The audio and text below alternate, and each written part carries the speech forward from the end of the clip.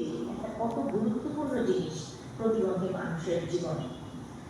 আমরা এই জায়গায় যখন কাজ করছি সেই জায়গা থেকে আমরা সবসময়ই ফিল করেছি যে হয়তো আমরা অ্যাডভোকেসির মধ্যে দিয়ে এই চেঞ্জেসগুলো আনতে পারি, সেজন্য সেই জায়গা থেকে নিজেরা অ্যাক্সেসিবিলিটি এনশিওরের কাজে গিয়েছি এবং সেই জায়গা থেকে national museum, department of women affairs, তারপর ঢাকা ইউনিভার্সিটির আর্টস ফ্যাকাল্টি, এই জায়গাগুলোতে বছরের পর বছর ঘুরে ঘুরে র্যাম্প আর টয়লেট নিশ্চিত করেছি। ট্র্যাজেডিটা কোথায় দেখেন, এই জায়গাগুলোতে আমরা যখন টয়লেটগুলো করে দিয়ে আসছি, আজকে ৩-৪ বছর এসে পরে এসে শুনতে পাচ্ছি ওগুলোর যেগুলো অ্যাডমিনিস্ট্রেশন চেঞ্জ হয়েছে ওগুলো ভেঙে ফেলা হয়েছে, ওগুলো আর নাই। তার মানে কি ওইগুলো পাহারা দেওয়ার দায়িত্ব আমাদের দিতে হবে? তারা জানেন না এটা কার জন্য করা হয়েছে। তো এইটা আরেক যুদ্ধ, মানে আমি করবো এক যুদ্ধ করে, আমার এটা মেনটেনও আমি করবো, বারবার আমি খোঁজ দিব ওটা ঠিক মতো আছে। আমরা যে জিনিসটা ফিল করেছি যে এই যে অ্যাক্সেসিবিলিটির কথা বলছি, সবাই সবার জায়গা থেকে জিনিসটা কিভাবে ইমপ্লিমেন্ট করবে এটা জানার একটা ঘাটতি আছে, কারণ সবাই তো আর জানে না যে বিল্ডিং কোডের পার্টটাতে এরকম একটা জিনিস আছে। তো সেই জায়গা থেকে আমরা কাজ করতে করতে ফিল করেছি যে অনেকে হয়তো করতে চায়, অনেকে তার বিল্ডিংয়ে অ্যাক্সেসিবিলিটিটা এনশিওর করতে চায়, কিন্তু সঠিক গাইডলাইনটা তারা পায় না। তো সেই জায়গা থেকে আমরা যেটা করেছি যে বিল্ডিং কোডের পার্টটাকে, ওই অ্যাক্সেসিবিলিটির পার্টটাকে আলাদা করে নিয়ে আমরা বাংলা করেছি, যেটা আকাশ বললো, এটা কিন্তু একটা মারাত্মক টুল হয়েছে। আমি আসলে এখানে রিকোয়েস্ট করবো, যেহেতু ম্যাডাম মন্ত্রণালয়ের সাথে আমাদের যোগাযোগটা আসলে কম, প্রতিবন্ধী মানুষের সাথে সবচেয়ে বেশি যোগাযোগ আমার কাছে মনে হয় যে গণপূর্ত মন্ত্রণালয়ে থাকা দরকার ছিল, কারণ ডিজিটাল অ্যাক্সেসিবিলিটির কথা যদি আমরা বলি তারা কিন্তু এটা এনশিওর করছেন, কিন্তু তাদের সাথে আমাদের যোগাযোগ অনেক কম। তো ওনারা যদি এই জিনিসটাকে ম্যান্ডেটরি করে দেন, অনেক অনেক ওয়েবসাইট আপনারা দেখবেন যে গুরুত্বপূর্ণ লিঙ্ক আছে, সেই জায়গা থেকে কিন্তু ডিপার্টমেন্ট অফ আর্কিটেকচার, গণপূর্ত বিভাগ, সমাজ কল্যাণ মন্ত্রণালয়, HDRI আমাদেরকে ওই অ্যাপ্লিকেশন দিয়েছেন আমাদের এই ওয়েবসাইটটাকে, তাদের ওয়েবসাইটে কিন্তু একটা গুরুত্বপূর্ণ লিঙ্ক হিসাবে যুক্ত করে দেওয়া আছে, যে কেউ চাইলে ওখানে গেলে এই গাইডলাইনটা দেখতে পাবে। কিন্তু এই গাইডলাইনটাকে আরো বেশি আমার কাছে মনে হয় যে ছড়িয়ে দেওয়া দরকার, তাহলে তারা যে কোনো জায়গা থেকে আপনি মোবাইলের মাধ্যমেও এই গাইডলাইনটা দেখতে পারবেন, আপনার জায়গা থেকে আপনি অ্যাক্সেস অডিটও করতে পারবেন, আপনি নিজের অ্যাক্সেসিবিলিটি ইমপ্লিমেন্টেশনও কাজ করতে পারবেন। আমার আসলে অনুরোধ থাকবে আপনাদের কাছে যে এই গাইডলাইনটাকে একটু প্রমোট করা। এটা ছাড়াও আমরা যে কাজটা করেছি সেটা হচ্ছে যে আমরা যেটা আসলে কাজের কথা পরে বলবো, আমি যেটা চাওয়ার কথা বলতে পারি যে এই যে আমরা বলছি যে অ্যাক্সেসিবিলিটি নাই, আমরা কিন্তু অনেক পপুলেশন সার্ভে করি যে প্রতিবন্ধী মানুষ কত আছে। রিসেন্টলি আমরা একটা সার্ভে করলাম ওয়াশ ফ্যাসিলিটির কি অবস্থা, ICTR সাথে এটা করেছি, ওয়াশ ফ্যাসিলিটিতে প্রতিবন্ধী মানুষ এবং বয়স্ক মানুষদের কি অবস্থা, সেখানেও কিন্তু অ্যাক্সেসিবিলিটির কথা এসছে। 97% হুইল চেয়ার ইউজার কোন ওয়াশ ফ্যাসিলিটিতে যেতে পারে না, 97% টয়লেটে হাই কমোড নাই, এটা একটা ছোট করে একটা বললাম। আর 25% প্রতিবন্ধী মানুষ যখন টয়লেটে যায় তখন সে তার মলমূত্রে মাখামাখি হয়ে যায়, এই অবস্থায় তাকে ওয়াশ ফ্যাসিলিটি ইউজ করতে হয়। তো এই জন্য একটা চিত্র তুলে আনলাম। একইভাবে আমরা যদি এই যে বলছি যে আমাদের অ্যাক্সেসিবিলিটি নাই, সেই জায়গা থেকে কিন্তু আমরা একটা চিত্র তুলে আনতে পারি। ধরেন আমাদের যত বিল্ডিং আছে বাংলাদেশে, তার মধ্যে থেকে আমরা কিন্তু স্যাম্পল সার্ভে করতে পারি, ধরেন 30,000, 20,000 বা 25,000 নিয়ে আমরা যদি একটা স্যাম্পল সার্ভে করি, এবং সেখানে অবশ্যই প্রতিবন্ধী ব্যক্তি সংগঠনকে আপনারা সাথে রাখবেন, HDRI করতে পারেন হয়তো সেটা। তো এরকম একটা ডিপার্টমেন্টকে যদি দায়িত্ব দেওয়া হয়, তাহলে কিন্তু আমরা একটা চিত্র তুলতে আসতে পারি যে আজকে 52 বছরও আসলে প্রতিবন্ধী মানুষের এই যে অ্যাক্সেসিবিলিটির কথা আমরা বলছি সেটার অবস্থাটা কি, এটা একটা আমাদের আসলে পরামর্শ থাকবে। তো আমি আসলে ম্যাটেরিয়াল পাওয়া যায় না, এটা আমাদের একটা বড় চ্যালেঞ্জ, এই জায়গাটাতে কাজ করার আছে। অনেকেই চাই ঠিক আছে আমি আমার টয়লেটটা অ্যাক্সেসিবল করবো, আমি র্যাম্প দিব, রেলিং দিব, টেকটাইল দিব। টেকটাইলের জায়গায় আরেকটা জিনিস আমি একটু বলি, যেটা হচ্ছে যে রাস্তায় যে টেকটাইল দেওয়া হয়েছে আর মেট্রো রেলে যে টেকটাইল দেওয়া হয়েছে, আপনারা দেখবেন এটা আকাশ পাতাল তফাৎ। কারণ রাস্তায় যেটা দেওয়া হয়েছে ওইটা দেওয়ার সময় আমাদের টাকা হয়েছিল যে আমরা এই টাইলসগুলো বসাতে চাই, এটা ঠিক আছে কিনা দেখার জন্য। ওনারা যেটা নিয়ে এসেছিল কিন্তু দেশীয় প্রোডাক্ট ছিল, তখন এদেশে কোনো ট্যাক্টাইল ছিল না, তৈরি হয়নি, ভুল টাইলস বসে যেত যদি আমরা না দেখতাম। তারপরে হচ্ছে এখানে ম্যানুফ্যাকচারিং শুরু হয়েছে, এখানে ম্যানুফ্যাকচারিং করেছে, কিন্তু আমরা তাদেরকে বিল্ডিং কোডের পার্ট অপশনটা দিয়ে এসেছিলাম যে আপনারা এইটা ফলো করে ওই টাইলসগুলো তৈরি করবেন, কিন্তু তারা সেটা করেন না, তারা তাদের নিজেদের মতো করেছেন। এখন আপনি যখন দেখবেন, যখন আপনি মেটেরিয়ালটা দেখবেন, তখন দেখবেন যে ওটা জুতা পরে পায়ে দিলেও কিন্তু আপনি স্পর্শ বুঝতে পারবেন, কিন্তু ওষুধটা পারবেন না। তাহলে সে গাইডলাইনটা পাবে কীভাবে? এটা তো একজন দৃষ্টি প্রতিবন্ধী মানুষের মস্তিষ্কে একটা মাইন্ড ম্যাপ তৈরি করে দেয়, মাইন্ড ম্যাপ।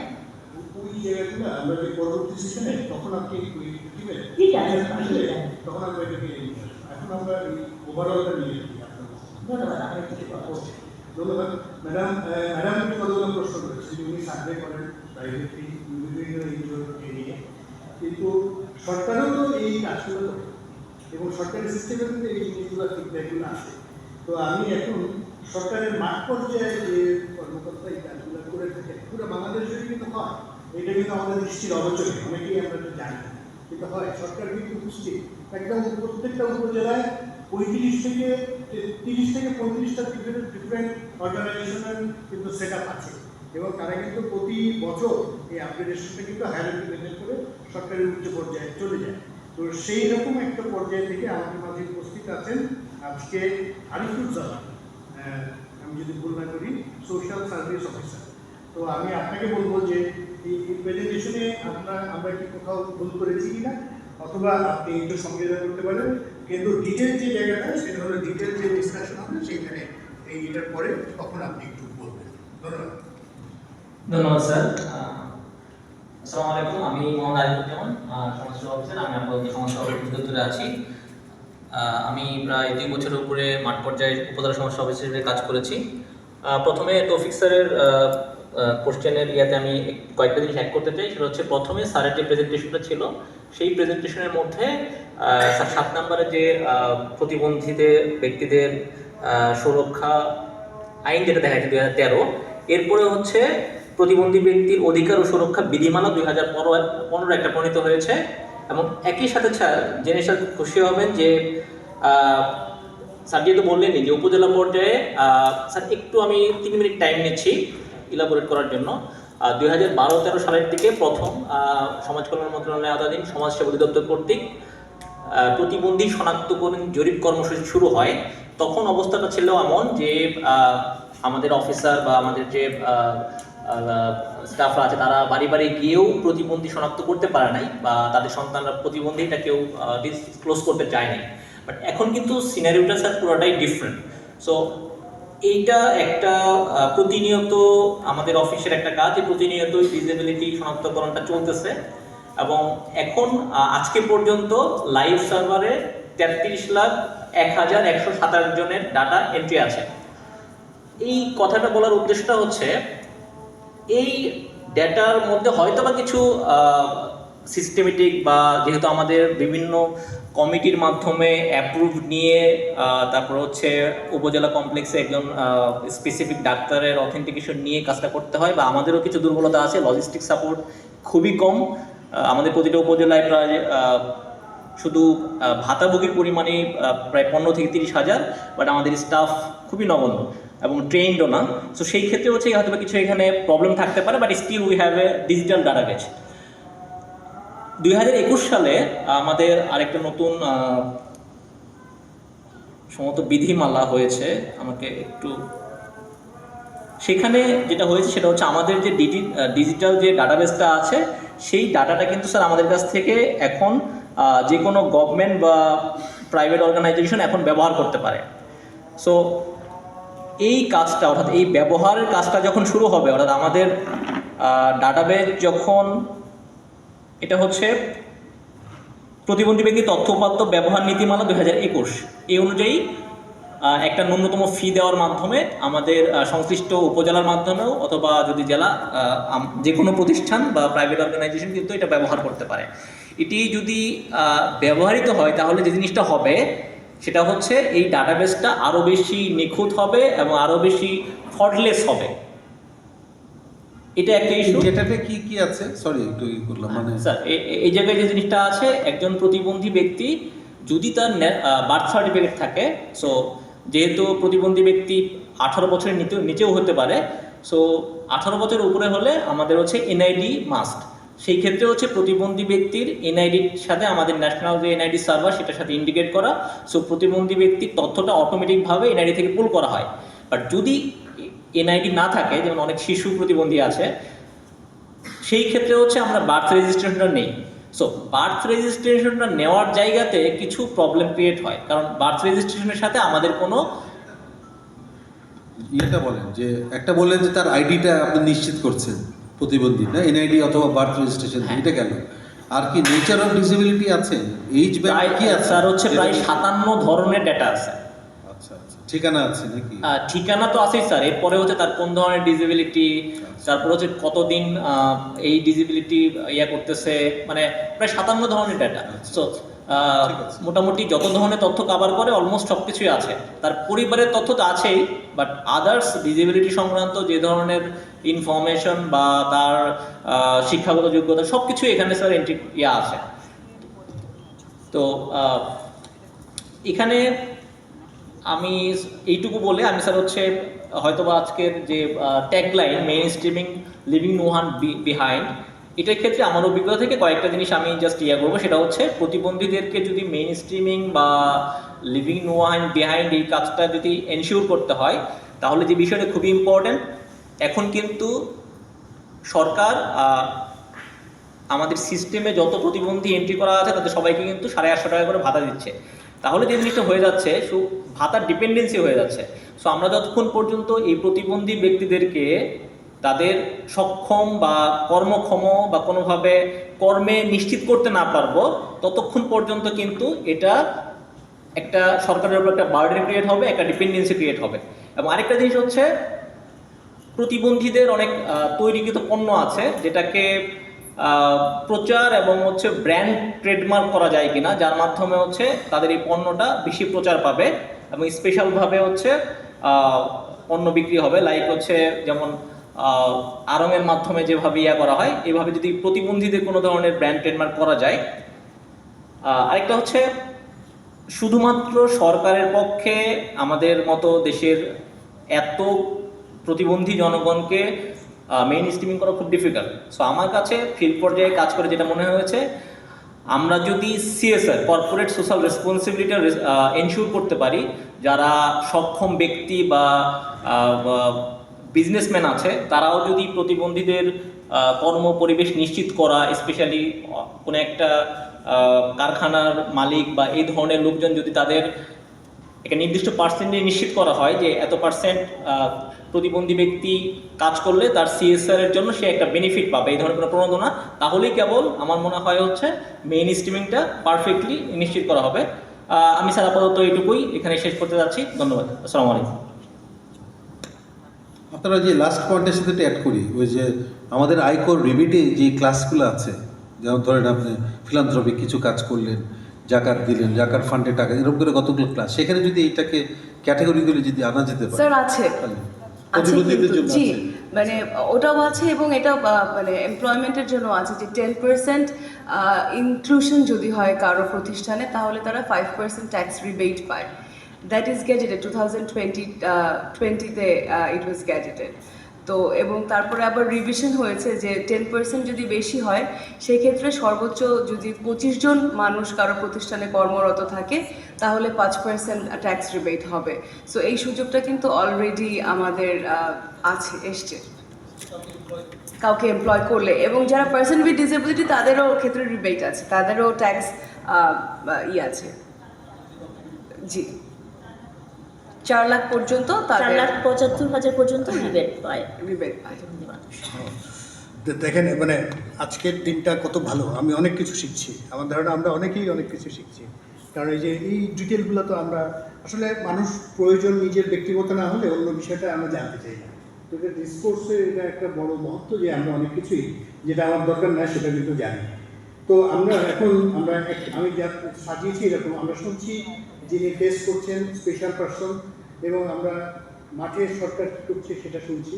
তো এখন এই ক্ষেত্রে আমাদের কিন্তু একটা একটু বড় আলোচনা আছে পরে, তো সেই ক্ষেত্রে আমরা বলবো, কিন্তু তার আগেও এই যে পুরো প্রেজেন্টেশন হলো সেই জায়গাগুলো আর কি আমরা একটু বিশেষ আলোচনা করে নিয়ে তারপরে আমরা ওই কাজটা শুরু করে দেবো। তো এইটার ক্ষেত্রে আমি দৃষ্টি আকর্ষণ করছি মিস রুবাইয়া সুলতান। হ্যাঁ ম্যাডাম, আপনি বিবিডিএ থেকে সবার জন্য আমি একটু খুব বাজে কাজ, সেটা হলো যে 5 মিনিটের মধ্যে শেষ করব। আসসালামু আলাইকুম, সবাইকে শুভেচ্ছা। আমি Rubaiya Sultana, Bangladesh business and disability network BBDN senior program officer হিসেবে কাজ করছি। আমি একজন শারীরিক প্রতিবন্ধী। জন্মগতভাবে আমার দুটো পা অসম্পূর্ণ এবং ডান হাত। তো আমার ছোটবেলা থেকে এখন পর্যন্ত, মানে সালমা আপা যখন শেয়ার করছিলেন বা সবাই যখন অ্যাক্সেসিবিলিটি নিয়ে কথা বলছেন, সত্যি কথা বলতে আমার মাথার ভেতরে আসলে প্রতিটা মুহূর্তে আমি যত ধরনের প্রবলেম ফেস করেছি সেগুলো আসলে ঘুরছিল। তো এত কিছু অ্যাড্রেস করা সম্ভব না, বাট আমি কিছু জিনিস আসলে, যেহেতু এখানে এই আলোচনাটা প্রাসঙ্গিক, আমার মনে হয়েছে কিছু জিনিস আসলে বলা দরকার। যেমন আমার স্কুল লেভেলটা যখন শেষ হয় তখন পর্যন্ত আমি আমার নিজের যে স্ট্রাকচার, শারীরিক গঠন, সেভাবেই চলাফেরা করেছি। আমার নিজের মতো করে মানে অর্ডার দিয়ে মুচির কাছ থেকে জুতো তৈরি করে ওভাবে চলাফেরা করেছি, এবং তার পরবর্তীতে আমি আর্টিফিশিয়াল লিম্পের সাথে পরিচিত হই এবং আর্টিফিশিয়াল লিম্প ইউজ করা শুরু করি। তো দুটোর ক্ষেত্রেই আমার যেটা শুরু হয়েছিল অবকাঠামোগত যে বাধা, সেটা আমি প্রকটভাবে পেয়েছি। আমার স্কুল লেভেলটা মানে শুরু হওয়াটাই খুব ডিফিকাল্ট ছিল। আমি যেহেতু দুটো পায়ে আমার পায়ে অসম্পূর্ণ, তো আমার জন্য হাঁটা চলাটা খুবই ডিফিকাল্ট ছিল, এবং আমার নিকটবর্তী, সবার জন্য যেটা নিকটবর্তী স্কুল, সেই লেভেলটাও আমার কাছে অনেক কঠিন ছিল, এবং আমার জন্য একা একা সেই দূরত্বটা অতিক্রম করে জার্নিটা খুবই ডিফিকাল্ট ছিল, এবং আমি আসলে স্কুলে যেতে পারবো কিনা সেটা প্রচন্ড অনিশ্চিত ছিল। তো তারপর আমার পরিবারের প্রচন্ড সাপোর্টিভ ছিল, এবং আমার মা রীতিমতো কোলে করে আমাকে স্কুলে নিয়ে যাওয়া আসা, এই দায়িত্বটা নেওয়ার কারণে আমার স্কুলিংটা শুরু হয়, এবং সামহাও আমাকে কোপ করা শেখানো হয় যেভাবে তোমাকে পড়াশোনা শিখতেই হবে এবং তোমাকে এটার সাথে অ্যাডজাস্ট করতে হবে। তো স্কুল লেভেলটা খুব কঠিনভাবে পার হয়েছি, এবং যখন আমি স্কুলটা পার করলাম, তারপর আর্টিফিশিয়াল লিম্প ইউজ করা শুরু করলাম, তখন ব্যাপারগুলো অন্যভাবে আসলো, এবং সেটাও খুব প্রকট ছিল। কারণ আমার এরিয়াতে কোথাও ওরকম স্কুল, কলেজ, এবং এখনো আমার ধারণা একই অবস্থা আছে, কোনো অ্যাক্সেসিবল টয়লেট ছিল না। তো আর্টিফিশিয়াল লিম্প যখন ইউজ করা শুরু করি, তখন আসলে অ্যাক্সেসিবল টয়লেট ছাড়া কোনো অপশন নেই আমার হাতে। তো তখন যেটা হতো, আমাকে খুব কনসিয়াস থাকতে হতো সারাদিন আমাকে যেন টয়লেট ইউজ করতে না হয়। এটা খুবই ডিফিকাল্ট ছিল, এবং যার কারণে আমি কলেজ পড়া ছেড়ে দিই। আমি কলেজে অ্যাটেন্ড করতাম না ক্লাস। আমি শুধুমাত্র যে একটা নির্দিষ্ট টাইমে টিচারের কাছে পড়ে চলে আসতাম। আমি কলেজ করতে পারিনি। তো এইভাবে তারপরে ভার্সিটি লাইফ শুরু হলো। ভার্সিটি লাইফে আলহামদুলিল্লাহ এমনিতেই সবকিছু মোটামুটি ঠিক ছিল, যদিও আমার আমি জাহাঙ্গীরনগর বিশ্ববিদ্যালয়ে পড়াশোনা করেছি। ওটা আবাসিক বিশ্ববিদ্যালয় হওয়ার কারণে আমার জন্য ব্যাপারটা সুবিধাজনক ছিল যে আমাকে খুব বেশি সময় বাইরে থাকতে হতো না। ক্লাস টাইমের পরে আমি হলে চলে আসতে পারতাম। আমার নিজের ডিপার্টমেন্টে এখন পর্যন্ত এরকম অ্যাক্সেসিবল টয়লেট নেই। তারপরে তারপরে ওটা সামহাও ম্যানেজেবল ছিল, যেহেতু আবাসিক বিশ্ববিদ্যালয় ছিল। কিন্তু আমি যখন, আমার বাড়ি উত্তরবঙ্গে, বগুড়া থেকে ঢাকার যে জার্নিটা, এটা আমার প্রচন্ড কষ্টকর হয়ে যেত। 8-9 ঘন্টার এই জার্নিতে আমি টয়লেট ইউজ করতে স্বাচ্ছন্দ্য বোধ করতাম না, কারণ যে যাত্রা বিরতির যে সময়টা, যে ফ্যাসিলিটিগুলো ছিল, সেখানে ওরকম অ্যাক্সেসিবল টয়লেট ছিল না। তো ওটাও প্রচন্ড রকম পেইনফুল ছিল, এবং এখন আমি ঢাকায় থাকি, আমি বিপিডিএনে জব করছি, এখনো কিন্তু আমি পাবলিক ট্রান্সপোর্টগুলো ইউজ করতে পারি না। আমাকে চিন্তা করতে হয় যে আমি কিভাবে রিক্সায় যাতায়াত করতে পারবো, এরকম একটা দূরত্বে থাকতে হয়। এবং বাসা নেওয়ার ক্ষেত্রে আমি যেহেতু হোস্টেলগুলো থাকি, হোস্টেল চুজ করার সময় ওটা আমার মাথায় রাখতে হয় যে কোথায় আমি লিফট পাবো, এবং মোটামুটি বসবাসযোগ্য আমার যে ফ্যাসিলিটিগুলো দরকার হয় সেগুলো নিয়ে একটা বাসসহ এবং সবকিছু মিলিয়ে আমি যেন বাসা পাই, সেটার জন্য আমাকে এক্সট্রা পে করতে হয়। প্লাস ট্রান্সপোর্টের জন্য আমার বিশাল একটা খরচ হয়ে যায়। তো এরকম প্রত্যেকটা পদে পদে, এবং এখন আমি যখন নিজের প্রয়োজনীয় কেনাকাটাটা করতে যাই, সেখানেও কিন্তু আমাদের বিল্ডিংগুলো ওরকম অ্যাক্সেসিবল না। প্লাস আমি হয়তো ঘন্টা ধরে হাঁটছি, আমাকে একটা শোরুমে হচ্ছে আমার একটা এক্সপিরিয়েন্স শেয়ার করি যে বসার ওরকম ভাবে তাদের অনুমতি নেই। আমি যখন হচ্ছে অনেকক্ষণ টায়ার্ড হয়ে গিয়ে বসতে দিচ্ছি, তখন ওরা সেলসম্যানরা বলছে যে সরি ম্যাম, আপনাকে আমরা অ্যালাউ করতে পারছি না, কারণ আমাদের বসতে দেওয়ার নিয়ম নেই। তো এরকম প্রত্যেকটা পদে পদে আমাদের যে ডিফিকাল্টিস গুলো, ইভেন আমি টাকা বাজার করতে যাবো, প্রত্যেকটা জায়গায় আমাদের যে পরিমাণ ব্যারিয়ার সেটা ফেস করে যারা, তারা আসলে হচ্ছে বাসেও যখন পাবলিক ট্রান্সপোর্ট ইউজ করতেই পারি না, তারপরেও যদি উঠে যাই কোনোভাবে বা প্রয়োজনে, তখনও দেখা যাচ্ছে যে লেখা আছে আসন সংরক্ষিত, কিন্তু কোন আসনটা আমার জন্য সংরক্ষিত সেটা কিন্তু লেখা নেই। এবং যখন কেউ একজন বসে আছে হয়েছি যে আমি তাকে অ্যাপ্রোচ করছি, বাইরে থেকে আমাকে খুব একটা বোঝা যায় না আমার হচ্ছে আর্টিফিশিয়াল এটা, তারা কোনোভাবে এটা মানতে চাচ্ছে না যে না আপনার কিসের সমস্যা। আর হচ্ছে অনেকে এইভাবে অ্যাপ্রোচ করছে যে ঠিক আছে আপনার যেহেতু প্রবলেম হয় আপনি বাসে আসছেন কেন, আপনি পাবলিক ওরকম ভাবে প্রাইভেট কোনো ট্রান্সপোর্ট ইউজ করেন। তো প্রত্যেক দিন আসলে এই জিনিসগুলো ফেস করতে হয়। তো আমার মতো যারা আছে আমি জানি যে সবারই এই জিনিসগুলো ফেস করতে হয়। তো আজকে এই পরামর্শটা পেয়ে আসলে বলতে ইচ্ছে হয়। ধন্যবাদ। ধন্যবাদ। একদম ফার্স্ট হ্যান্ড মানে ইয়াং, মানে তুলনামূলক ইয়াং যিনি আর কি ওনার এক্সপিরিয়েন্সগুলো আমাদের সঙ্গে শেয়ার করলেন। তো এই জায়গায় ডিটেল কাজ করার আছে হলো আর্কিটেক্ট, তারপরে ডিটেল কাজ করার আছে প্ল্যানারদের, আরবান ডিজাইনে, এবং এখানে একটা মিসিং সেটা হলো যে যারা আর কি যোগাযোগ নিয়ে কাজ করেন সেই সংস্থার এখানে থাকা উচিত ছিল, ট্রাস্ট হচ্ছে। তো আমার মনে হয় we miss that thing. Then next time I will ask our friend, he also graduated from BRTC, the director of BRTC. Next time, Mr. Rabbani, so then it will fulfill the communication. Actually, he used to provide the license from the bus and everything. So that time we should not miss. So it's space not pointed it out. Then this is the we know from the special person. Now we have very special person within our group, the present discussion meeting, that his architect, I'm sorry sir, architect urban planner, but he is a very special urban planner. So sir, floor is yours. So আপনি sir দেখতে পেয়েছেন আমাদের বিভিন্ন সমস্যাগুলা, আপনি নিজেও কিন্তু এই সমস্যার মধ্যে দিয়ে যাচ্ছেন।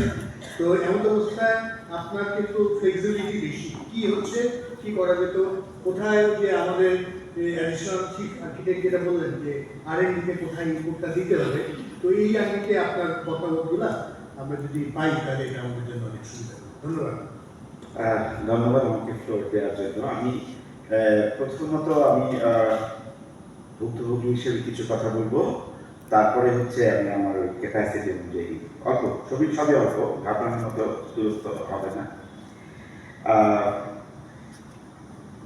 আমি 1962-তে জন্ম, 63-তে I was found suddenly that I had polio. আমাদের বাংলাদেশে তখন পোলিও কেউ চিনত না। I had a severe fever, ওটা নিয়ে ট্রিটমেন্ট করা হচ্ছিল এবং কেউই জানতে পারছিল না কি হয়েছে, ওষুধে কোনো কাজ হচ্ছে না ইত্যাদি। I was 1 year old boy এবং আমি 10 মাসে দৌড়াতাম খাটে, এরকম হেলথ ছিল আমার। কিন্তু আমার পরে এত শিখিয়েছে যে আমার মা বলতেন যে আমি তোকে কোলে উঁচু করতে ভয় পেতাম যে নিচের অংশটা খুলে পড়ে যাবে। So that was the reality. From there আমাকে মিশনারিদের ওখানে নিয়ে যাওয়া হলো।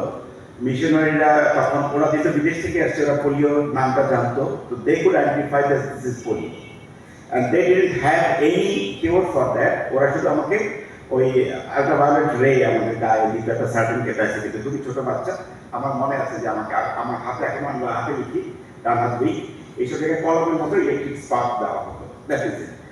সো এই হচ্ছে গিয়ে আমার পাটা একটু অসুস্থ ছিল। পরে আস্তে আস্তে জিনিসটা দেশি গাছন্ত এগুলো দিয়ে, মানে mother tried everything she could thought of. তো finally it was miracle that গাছন্ত দিয়ে ইমপ্রুভ করছে, ওটা দিয়ে হয়নি। তো এনিওয়ে আমি পরে এখন যেভাবে হাঁটি তার চাইতে বেটার হাঁটতাম, আমি খেলতাম, আমি ফুটবল খেলতাম, I use to play every kind of game. So that was alright. Up to BUET আমি দেখা গেছে যে আমার সমস্যা অলমোস্ট নাই বলা যায়, কারণ আমি সিঁড়ি দিয়ে 2-3 ধাপ লাফ দিয়ে চলে যেতাম ইত্যাদি।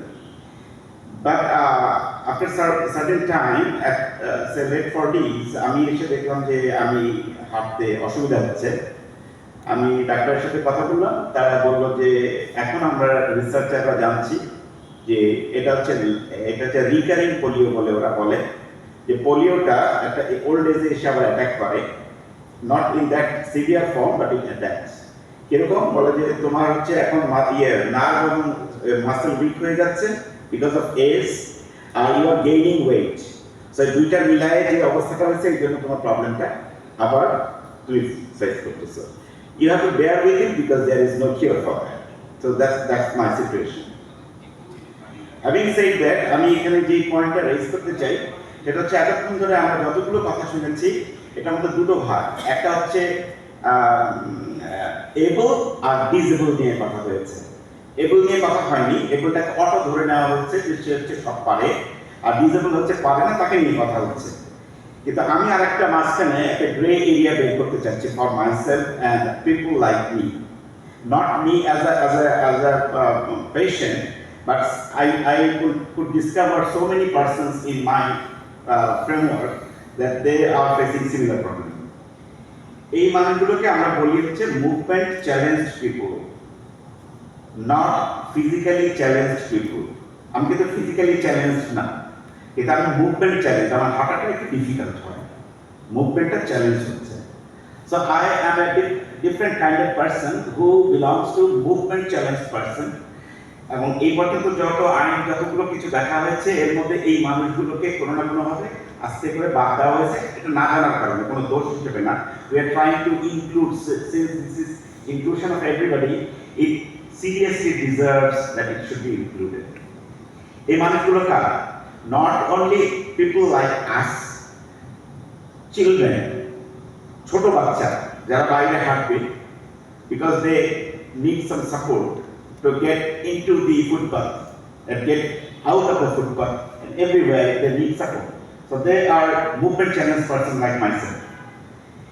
Elderly people who can barely walk, he needs some person to support him. He is not a wheelchair person, but he is a person, all right. But he needs some support or some facility so that he can smoothly walk. এটা হচ্ছে আরেকটা, যারা নাকি কোন একটা say a group of person who are sick for the time being maybe, but he is sick, he or she cannot walk at the moment, needs support to work. These are the people.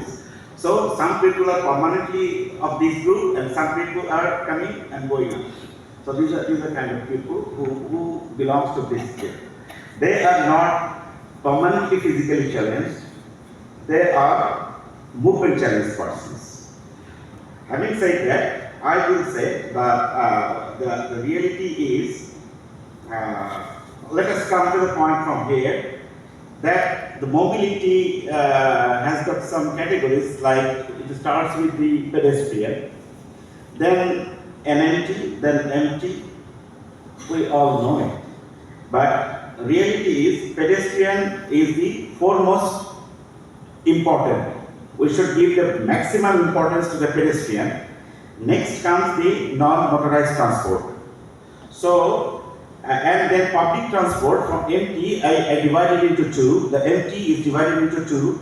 One is public transport, which is either MT or NMT.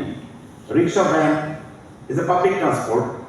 Rickshaw is a public transport, but it is NMT. But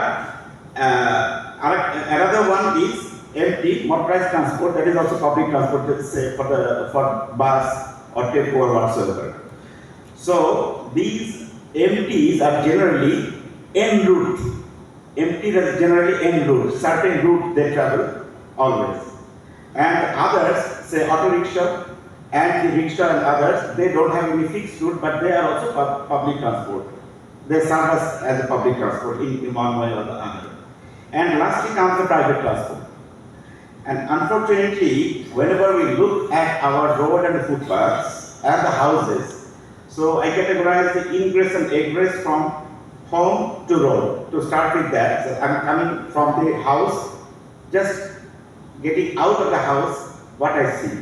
I see the footpath is for the pedestrians, so it is supposed to have the highest priority, but unfortunately that is cut down to make way for the vehicles, for the private transport. Not only vehicles, but just the private transport, cars and others. So the priority last is the private transport. They get the highest priority over the highest priority deserving pedestrians. So this is their reality. It needs to be the other way around, and it has to be addressed. Then comes the then from the footpath, where I then say, suppose I get into some office or some house or whatsoever. There we get into the planes with some steps. So 2, 3 of them maybe, very small little number. But as long as it is a step, it is not accessible for me, because at that point I need to get the help from the guard or whoever around. Please help me out to get up.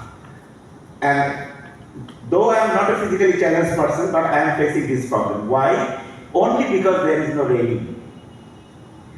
We ignored because this is only 2, 3 steps, so we didn't get any railing over there, the architects and others. But reality is, that is good enough to exclude me from that building. Otherwise I have to get some support from somebody. So that needs to be addressed. And I am sorry to say that our BUED, we have a lot of buildings with this problem. The auditorium buildings still have steps I cannot get into, and whenever I go there, I put my rickshaw in the side so that I can directly get into the place without, we can exclude the steps. So that's how we are challenged. And a lot of people like us are challenged, the elderly people and others, old architects and others, whenever the program is there, I saw so many persons there, they are having problem. And from that place, whenever we get into the auditorium, we again face problems because there is no railing. There is no railing. I don't mind about the steps. For myself, I am talking, not that is a rule. They will take, they have told their part. So there is no railing, so I cannot get hold of anything so that I can get up. I have to get hold of somebody so that I can pull in. So these are the small little things, but it is hindering myself from so many things. Then, make an intervention, sir. Yeah. That Mr. Mehdi is here from the Bangladesh Institute of Finance. They are conducting an audit and assessment in Unab. I would request Mr. Mehdi to please share about it after your intervention, and perhaps you can see how your inputs eventually will get addressed once we have more data. So I am almost finished. That footpath, from footpath, we cannot get into the public transport because already Sabir has mentioned the paths. It's a big difference. And I would like to say to the government officials, whenever they buy transports, they should include such steps which can be adjusted. I myself faced a serious problem when I had to get into a vehicle of Raju, which I really could not get into unless I was pulled in to the seat because it was too high for me. So there are ways that it can be adjusted. So it is just a matter of thing that you can include it into your specification. That is good enough to take care of it. So it's not a big deal, but just that it was not in our mind. So it should be included. Then road crossing. I'll focus on that because road crossing is whenever we call it zebra crossing and other crossings, it is at grade. It is all right. It is all right. But somehow, I don't know where from we got it, we started making foot-over paths to make way for the vehicle to go straight without any interruption. and they are pulling and telling us that that very zebra, that the pedestrian crossing says us that why you are in Dhaka, you are not welcome. Because I cannot get up to that steps up to 20-25 feet and then get down another 20-25 feet to cross only 200 feet, 100 feet or 60 feet, something like that. It is simply not ethically acceptable that the person who is already having challenge or the person who is having pedestrian mobility because he cannot afford the vehicle, some of them maybe, they are getting up with their load, somebody, I want to go 2.5 year luggage, then they have to get down and they go along. It is not desired. And I have a book of transport for planning where I had an interesting survey from London who are not better or ruly than we are, but there also they found that whenever if you cross a road directly with negotiation or whatsoever, you just cross a road directly in surface, say that time is T, and whenever you get up and go and get down, you have the same time. You will prefer going direct. Unless you can save considerable time, this is why the foot overpaths are not in use, not because of those crossings are bad, because they negotiate, because they cannot negotiate the vehicles because our speed is low. এই বিষয়গুলো হলো এত detail যে এটা মনে হয় যে rules এবং বিধিমালার মধ্যে পুরো ড্রয়িংয়ে বিএনবিসিতে আসলে আপনি যদি স্যার এই জায়গাগুলো লিখিতভাবে বিএনবিসিকে দেন, আমাদের এখানে এইচবিআরের জন্য আর্কিটেক্ট আছে, তারা খুব ধৈর্য ধরে শুনছে, যেটা থাকলে তখন আমরা তাদেরকে বলতে পারি BNBC. So I have covered basically the mobility points from the city and the individual buildings. It is individual buildings and facilities, and another one is the city mobility. So these two parts are covered here. And I'll tell two things here. This is the very name, the leaving no one behind. And I'm sure that this is not the right space for that at the moment because it turned into the other direction. So that should be enough, discussion should be over there for the inclusion of people in various areas, how they can be accommodated near to their work and others. There are a lot of things we can talk about it later on. Thank you. Thank you.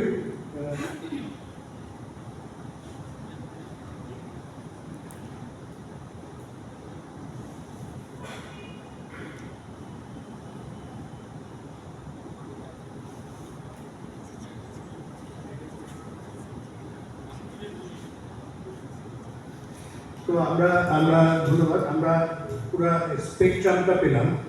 এখন এই স্পেকট্রামের মধ্যে দুইটা জায়গায় আমাদের কাজ করা হলো। সরকারিভাবে যারা এই বিধিমালার রুলস বানায় তাদের এই জায়গায় কোথাও একটা মিসিং লিঙ্ক আছে। আমি বলবো না ভুল, আমি কখনো ভুল বলতে একদমই রাজি না। আমি বলি যে আমাদের এই জায়গাটা মিসিং, কারণ আমরা এই মধ্যে যাচ্ছি মনে হবে আজকে যেটা ঠিক, এটা কিন্তু আবার 10 বছর পর এইখানেই বসে যে বলবে ওটা ভুল এসছে, ঠিক করতে হবে। ইটস নট ভুল, এসব প্রসেস কন্টিনিউয়াস প্রসেস। সেই প্রসেসের মধ্যে দিয়ে আমরা এটা নিয়ে আলোচনা করবো এবং আশা করি এটা পাবো। তো এই ক্ষেত্রে এই দুইটা সেকশন কাজ করে, একটা হলো যারা শিক্ষা দেয় সেটা শিক্ষক, আর হলো যারা এই প্রফেশনাল বডিটাকে লিড দেয় সেই হলো ইনস্টিটিউশন।